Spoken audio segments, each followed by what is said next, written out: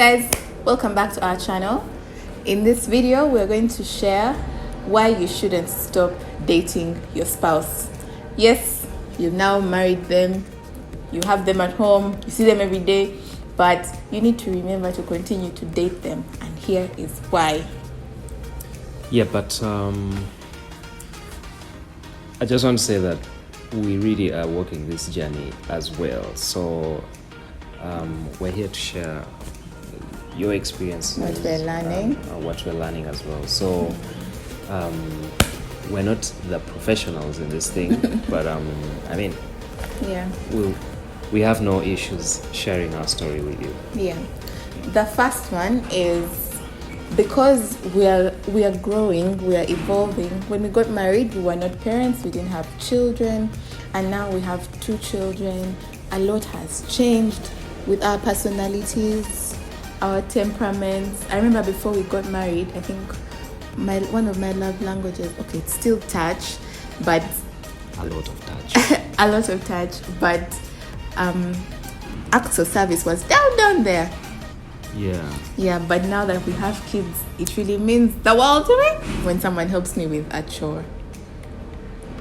I'll take that. I'll note that. Yeah, so when you're dating, when you continue to date your spouse, you start to notice these different changes, because there are different pressures even from work, and you just need to know who your partner is now. That's why you find people saying, I've fallen out of love with, I don't know my partner, I've fallen out of love with them. It's because you haven't continued to date them. But what would be your ideal, like what would you mean that I date you? Like what I thought dating ended. What do you mean? No. What do you mean? Number one, I keep dating you. Or does it mean you date me? We date each other. We continue to discover who we are. How? For example, in this day and age, babe, social media is a big thing. Like, it's very easy for you to be glued to your phone from morning to evening, but have you taken that time to actually speak to your spouse, to know how they're doing, how their day is, what has hurt them? And also, many times we say things to each other that hurt us that you won't realize what you said has hurt me. So how are we dating each other? Date night. We need to do it more often. Yeah. So it's something that we have been meaning to do more often. Yeah, when we had just Liam, I think it was a bit better. Before Liam, every week it was easy. But now finances are stretched, so you have to get really creative with how to do it, because now after putting 2 babies to sleep, all we want to do is lie down in the couch and do our work.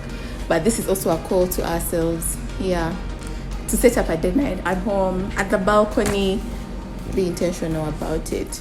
Yeah. So babe, why should you continue to date me? Well, I would can I just use an analogy of cars, for example?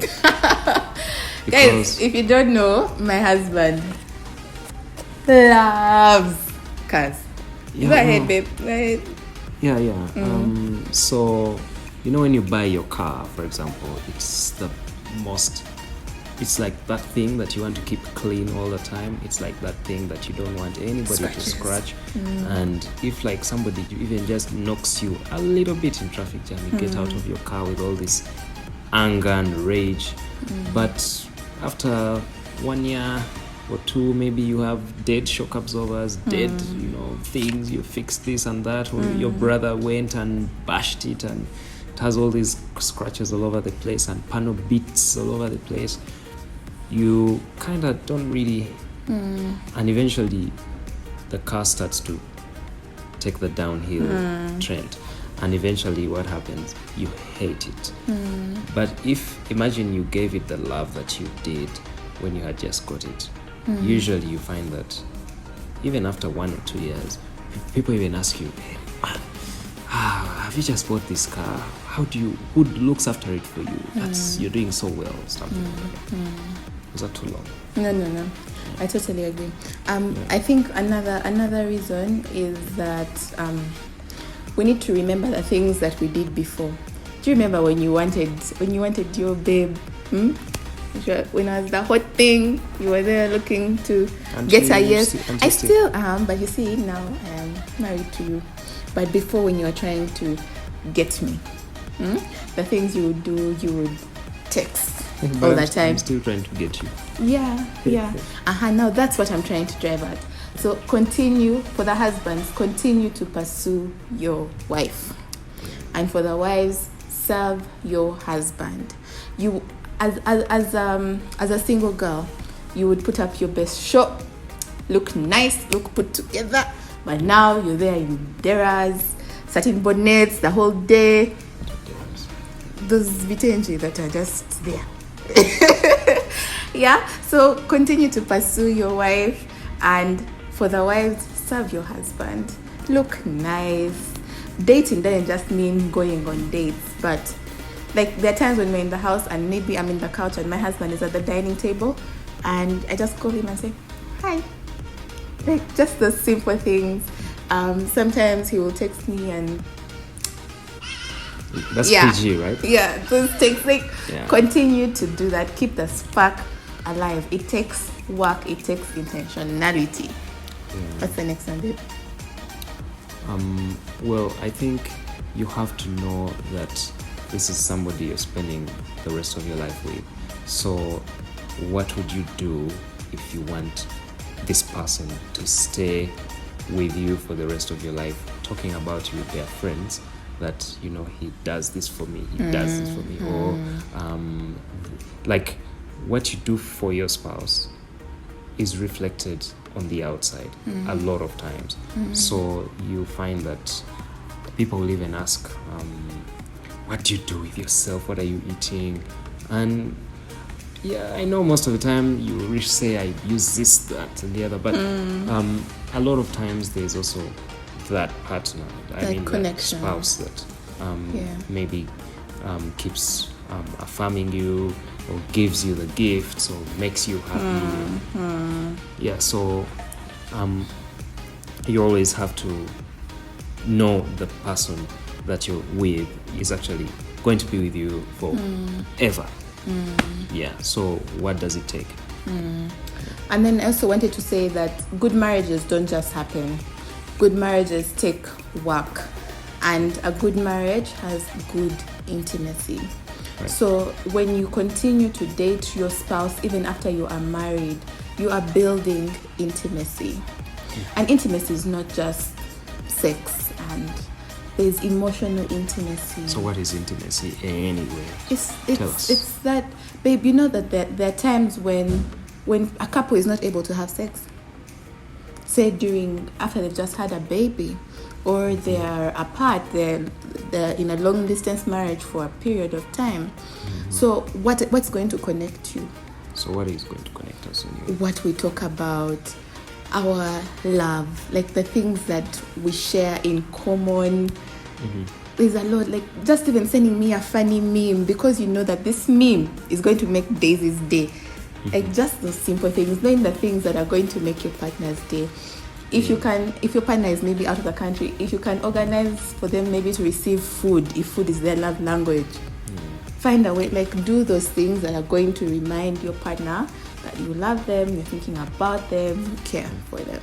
Yeah, I think also intimacy is like that you develop the sixth sense for the other person, let's say it that way. So for example, I'll see Daisy different. Like if we're intimate, I'll look at her on a certain day, and I know she's tired. This is a very happy woman. Whatever has made her happy is I need to know. I need to keep doing it. I need to know, like, what has made you, what text have you got, what have you achieved? Who is making me happy? What have you achieved on your your page, and what what has made you sad? If there's no intimacy, you won't be able to tell. I think so. Yeah. I also want to say that when kids come into the picture, it's difficult to keep the intimacy. Like you really have to work at it, tooth and nail, because these are our babies. We love them, and right now in the stages that they're in, our son is 3 and our daughter is 11 months. They need a lot of attention. Yeah, and I think that before we knew that, we kind of knew, but until you're in the before thick of it. before we actually got to Had terms time. with that situation, we didn't realize that we had really drifted Yeah. apart with our first son. Yeah. And when we realized, we're like, when did we last hug? Yeah. Um, Yeah. It felt weird, but Yeah. there was that intimacy Gap. Yeah. Yeah, and Yeah. I guess it's bound to happen when kids come, and that's when the more work. Yeah. Like we you had have to put in work. Yeah, we had to put in more work, at least to affirm each other, to remind each other that, hey, I love you. Do you love me?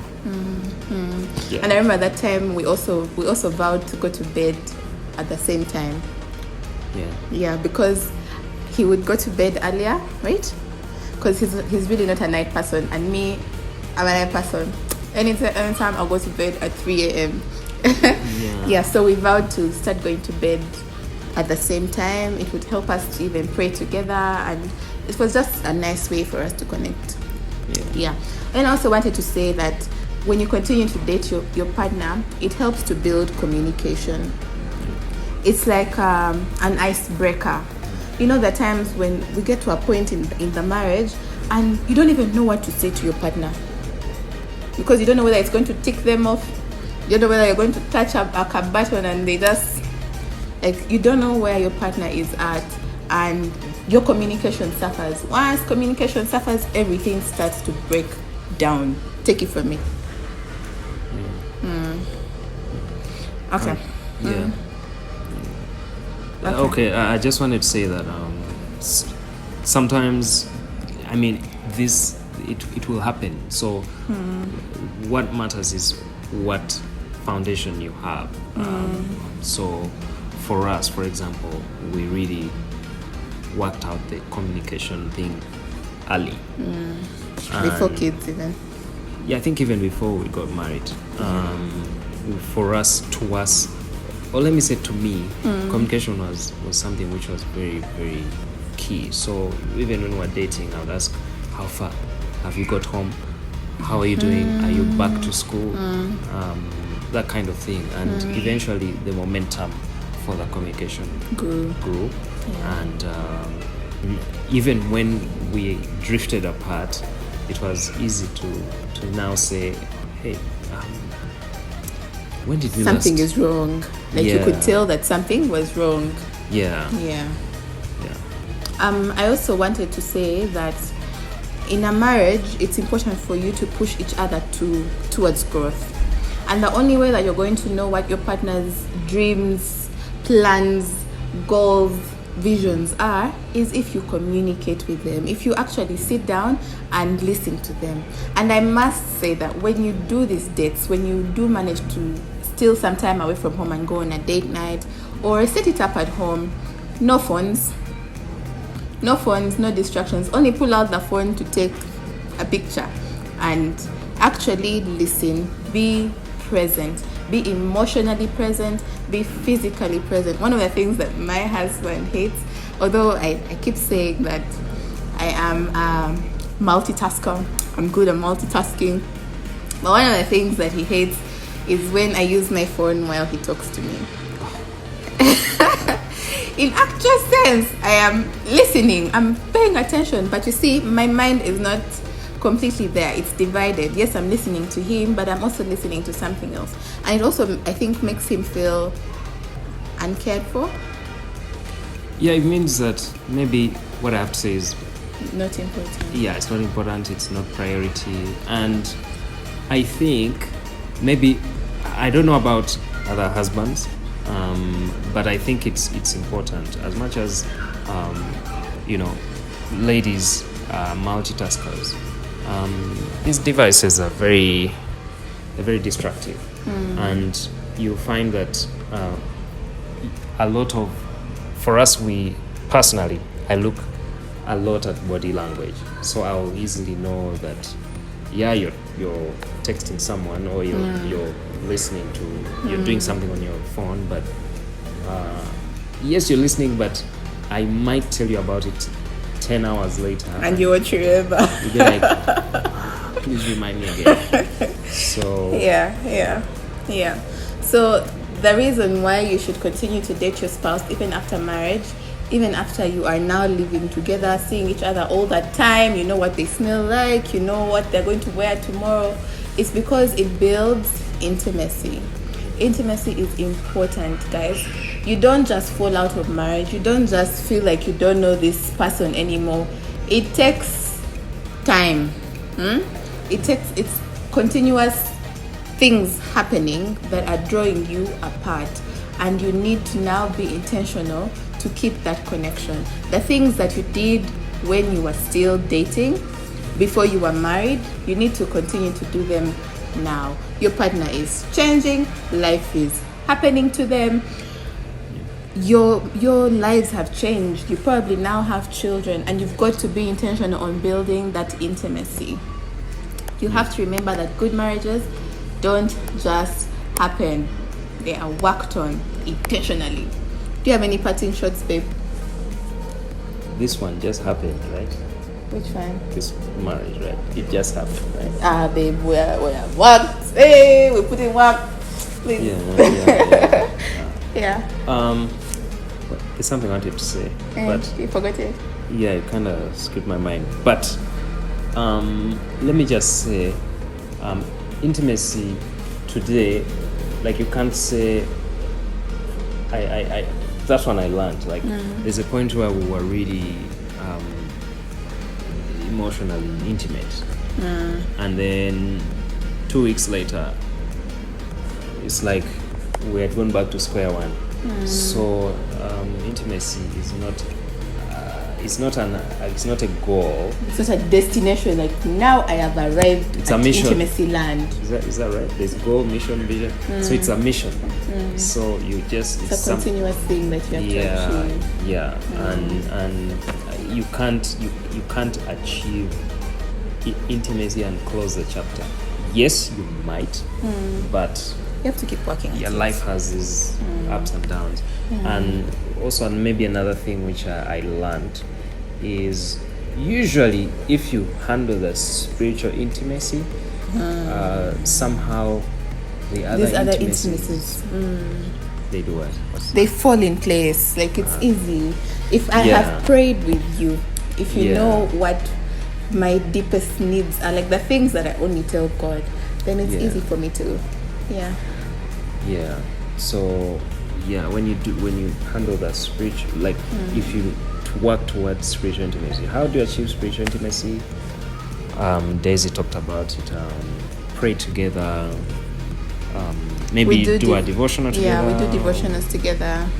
Have that maybe special time at home where you pray as a family or as a couple. Usually you find that the other intimacies, especially like social intimacy, like physical intimacy, etc., they fall in line. It's easier to work on. It's them. easier to work. Yeah. So guys, that's it from us today. Let us know what you thought about this video. Let us know your thoughts on continuing to date your spouse. Are you still dating them? Do you know your husband anymore, or you feel distant? I want to encourage you that it's not too late. You can start now. You don't have to go on expensive dates. You can do it at home. You can do it at home, and it's going to take intentional work, and you just have to be willing to put in that work. So give us a thumbs up if you like this video, subscribe if you're not yet subscribed, turn on the notifications, and share this video. You never know which marriage you are saving.